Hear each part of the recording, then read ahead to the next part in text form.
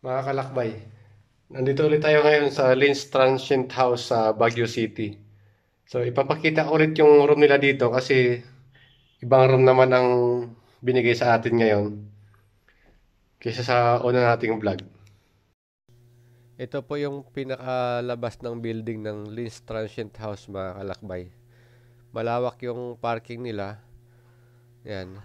Tapos, located ito sa 79 Queen City of Peace, Barangay Lower Lourdes, Baguio City.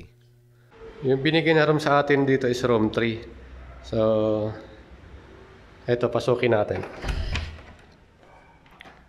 Yan. Ito yung room 3, mga kalakbay, dito sa Lins Transient House sa Baguio City.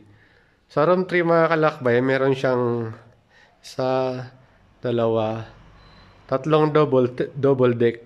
Tapos yung isang kama nito, good for 2 person na. Yan. So, bali ay magkasya dito for 12 person, mga kalakbay, pwedeng matulog. Yan. Ngayon, ako lang mag-isa rito. So, pwede ako mag-tumbling-tumbling dito, mga kalakbay. Dito nga pala, mga kalakbay, walang aircon yung mga room dito. Di mo na kailangan mag-aircon dito dahil nasa Baguio City nga tayo, malamig. So, pero may electric pa naman dito. Yan.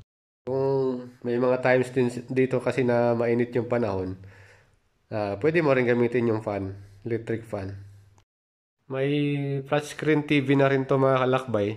Free wifi, malawak yung parking nila dito. Tapos sa taas may bilyaran to, mga kalakbay. Pwede kayo maglaro doon kung sakaling mag-check-in kayo rito sa Lins Transient House. Ito naman yung comfort room ng room 3, mga kalakbay. Napakalinis. Yun o. Napakaganda. Isa to sa mga hotel na magandang na i-vlog natin. So, check natin yung flash. Yan, nagana naman. Yan. Tapos, dito, syempre hindi mawawala yung shower heater dahil malamig yan. Nasa Baguio City nga tayo. So, ayan. Yung lababo nito, mga kalakbay, yung sa labas. Nandun sa labas.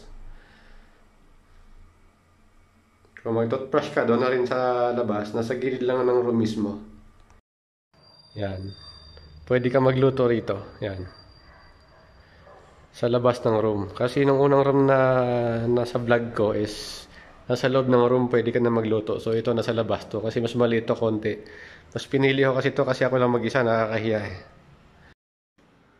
Plates at saka cup, tsaka kutsara, mga kalakbay. Yan.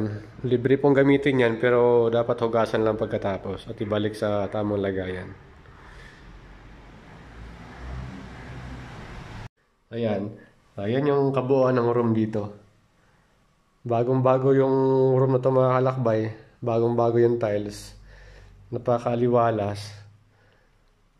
So, yan.